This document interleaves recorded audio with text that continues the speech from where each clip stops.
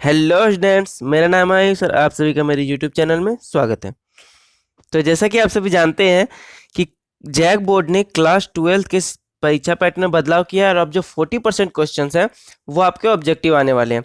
तो इसी बात को ध्यान में रखते हुए मैं क्लास 12 फिजिक्स के चैप्टर वाइज जो ऑब्जेक्टिव क्वेश्चन हैं उनकी वीडियोज़ को लेकर आ गया हूँ। तो मैंने पहले चैप्टर का वीडियो पहले बनाया हुआ है, अगर आपने उसे नहीं देखा है तो उसे देख लें जाके। और ये वीडियो जो है वो चैप्टर 2 पे बेस्ड है। तो अगर आपको ऑब्जेक्टिव क्वेश्चंस में फुल मार्क्स स्कोर करने हैं तो इस वीडियो को पूरा देखिएगा।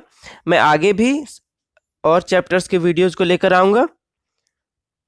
तो वीडियो को शुरू करने से पहले अगर आपने हमारे चैनल को सब्सक्राइब नहीं किया तो सब्सक्राइब कर लीजिए, क्योंकि मैं ऐसी वीडियोस लेकर आता रहता हूँ।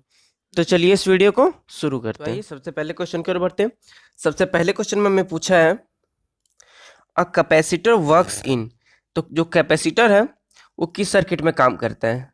AC circuit, DC circuit, both AC and DC circuit, neither AC nor DC circuit. तो कैपेसिटर जो है वो एसी और डीसी दोनों सर्किट में काम करता है। कैपेसिटर एसी और डीसी दोनों सर्किट में काम करता है। आइए अब अगले क्वेश्चन की ओर बढ़ते हैं। अगला क्वेश्चन है Venn digraph generator is use to. Venn digraph generator जो है वो किस लिए यूज किया जाता है? तो वेन डिग्राफ जनरेटर जो है वो हाई वोल्टेज जनरेट करने के लिए यूज किया जाता है। वेन डिग्राफ जनरेटर से हम बहुत ही ज़्यादा हाई वोल्टेज जनरेट कर सकते हैं।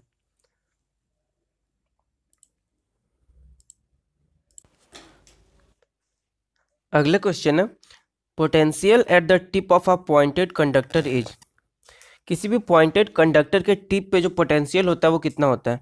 तो पोटेंशियल जो होता है वो मैक्सिमम होता है किसी भी पॉइंटेड कंडक्टर के टिप पे। पोटेंशियल जो होता है किसी भी पॉइंटेड कंडक्टर के टिप पे मैक्सिमम होता है, और यही फेनोमिनन जो है वो वेन डिग्राफ जनरेटर में यूज किया जाता है। अगला क्वेश्चन है energy stored in a parallel plate capacitor is. Parallel plate capacitor में जो एनर्जी स्टोर होती है उसका फॉर्मूला क्या होता है? तो पैरेलल प्लेट कैपेसिटर में स्टोर्ड एनर्जी का फॉर्मूला होता है half C V square. Half C V square, C जो है ये कैपेसिटेंस और वी उसका पोटेंशियल डिफरेंस, तो यहाँ होगा हाफ सी वी स्क्वायर। अगला क्वेश्चन है the capacitance of a capacitor depends on. The capacitance of a capacitor depends on. तो कैपेसिटर का जो कैपेसिटेंस है वो किस पे डिपेंड करता है? तो आपको पता है कैपेसिटेंस का फॉर्मूला क्या होता है? Epsilon naught A by d. तो ऑब्वियसली ये जो है वो ज्योमेट्री पे डिपेंड करेगा। सेपरेशन बिटवीन प्लेट्स बिल्कुल डी पर भी डिपेंड कर रहा है। डाइलेक्ट्रिक डाइलेक्ट्रिक अगर होगा तो डाइलेक्ट्रिक के बीच जो है वो भी डिपेंड करेगा। यानी कि जो कैपेसिटेंस है वो ज्योमेट्री, सेपरेशन और डाइलेक्ट्रिक तीनों पे जो है वो डिपेंड करता है। यानी कि इसका ऑप्शन जो होगा वो होगा ऑल ऑफ द एबव। अब अगला क्वेश्चन देख लेते हैं। अगला क्वेश्चन है a parallel plate capacitor has capacitance C. If the plate area is half and separation is doubled, then the new capacitance will be. तो एक पैरेलल प्लेट कैपेसिटर है, उसका कैपेसिटेंस C है। अगर उसके प्लेट एरिया को आधा कर दिया जाए और प्लेट के बीच जो सेपरेशन है उसको डबल कर दिया जाए तो नया कैपेसिटेंस क्या होगा? तो कैपेसिटेंस का जो फॉर्मूला होता है वो क्या होता है? C equal to epsilon naught A by d.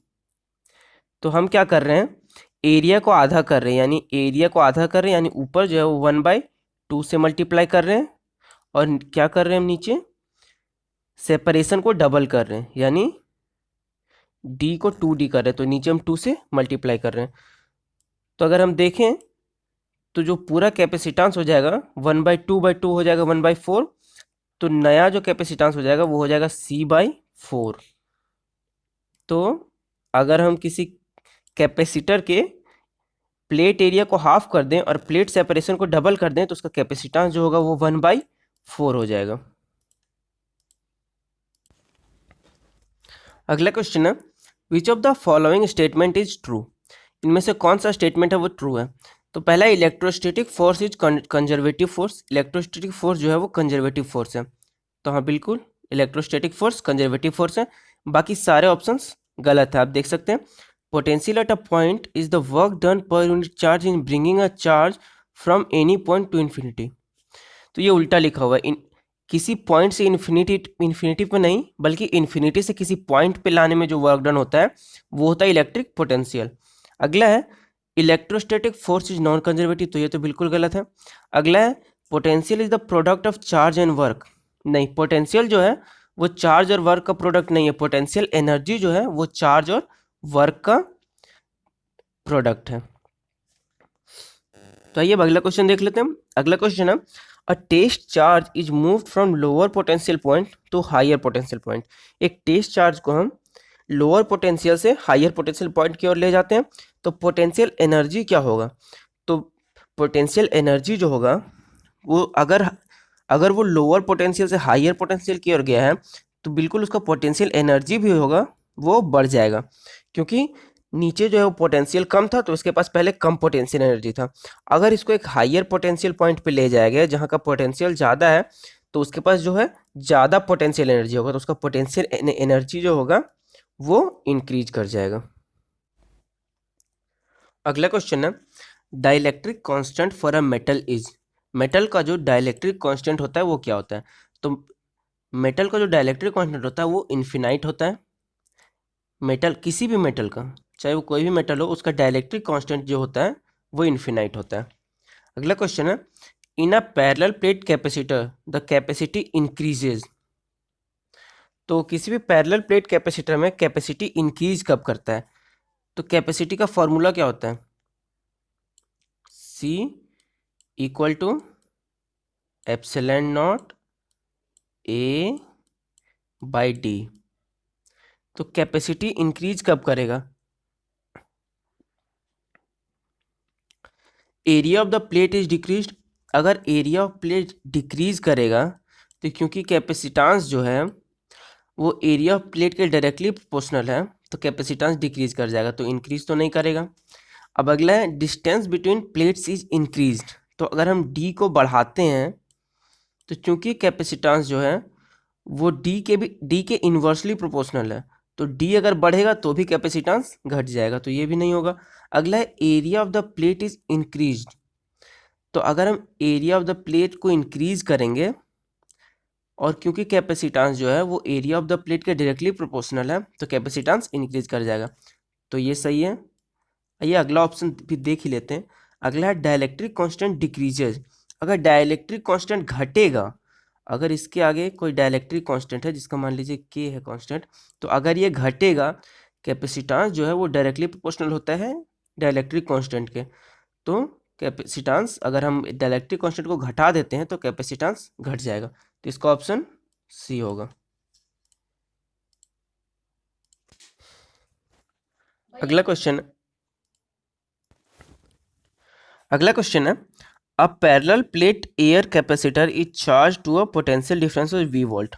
तो एयर कैपेसिटर का मतलब क्या होता है कि कैपेसिटर के बीच जो है वो डाइलेक्ट्रिक मीडियम जो है वो एयर है, तो लिखा हुआ है a parallel plate air capacitor is charge to a potential difference of V volts after disconnecting the charging battery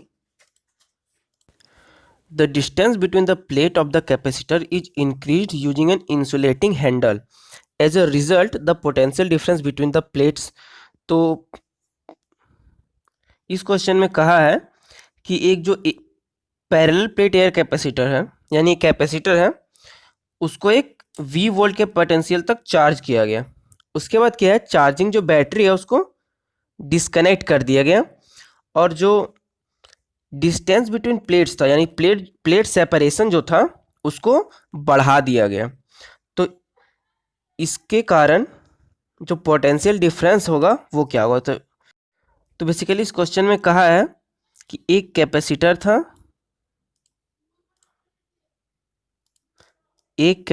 था और एक बैटरी था V वोल्ट का। तो इस कैपेसिटर को इस V वोल्ट का बैटरी से पहले चार्ज कर दिया गया और जब ये फुली चार्ज हो गया यानी V वोल्ट तक चार्ज हो गया तो क्या किया गया, ये जो बैटरी है इसको यहाँ से डिस्कनेक्ट कर दिया गया, यानी कि ये बैटरी को यहाँ से हटा दिया गया और इसके बीच का ये जो सेपरेशन है इसको बढ़ा दिया गया। तो सेपरेशन बढ़ाने के बाद जो पोटेंशियल डिफरेंस V था वो क्या हो गया होगा, बढ़ गया होगा, घट गया होगा, चेंज नहीं होगा या जीरो हो गया होगा।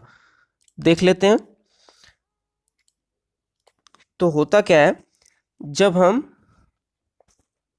किसी भी कैपेसिटर को चार्ज करते हैं तो इसमें कोई एक चार्ज हम मान लिए Q जो है वो स्टोर हो गया।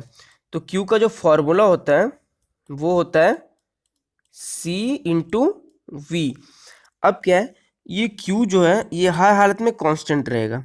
ये Q जो है वो हर हालत में कांस्टेंट रहेगा, क्योंकि इससे जो बैटरी है वो हटा लिया गया।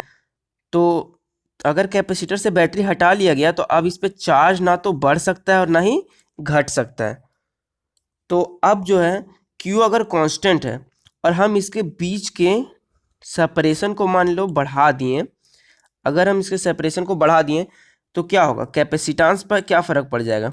अगर कैपेसिटेंस का जो फॉर्मूला था वो था epsilon naught A by d.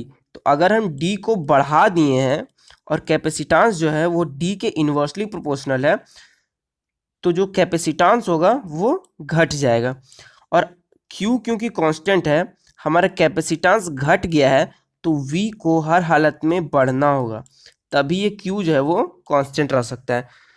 तो इस क्वेश्चन का मेन आइडिया क्या था कि Q जो है चार्ज जो है इसको हमको कंजर्व करना था। चार्ज जो है ये चेंज हो नहीं सकता है, और कैपेसिटेंस अगर घट गया है तो V अगर बढ़ेगा तभी चार्ज जो है वो कांस्टेंट रहेगा।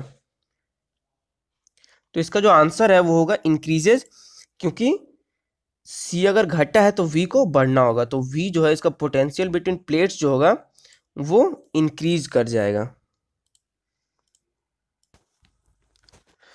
अगला क्वेश्चन है, which of the following is blocked by a capacitor. तो कैपेसिटर से इनमें से कौन सा करंट जो है वो ब्लॉक हो जाता है। तो AC करंट जो होता है वो कैपेसिटर से जो है वो पास कर जाता है। AC करंट जो है वो कैपेसिटर से पास कर जाता है।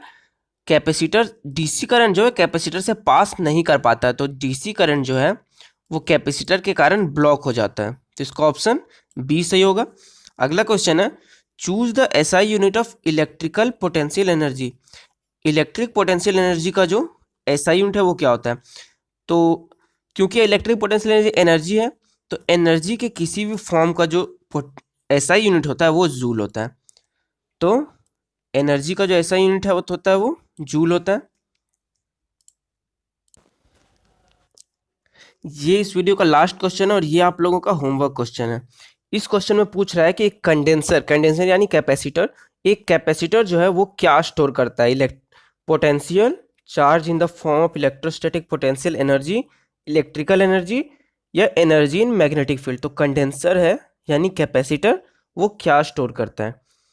तो इस क्वेश्चन का आंसर आप मुझे कमेंट बॉक्स में दीजिएगा, और ये वीडियो आपको कैसी लगी ये भी आप हमें कमेंट बॉक्स में बता सकते हैं।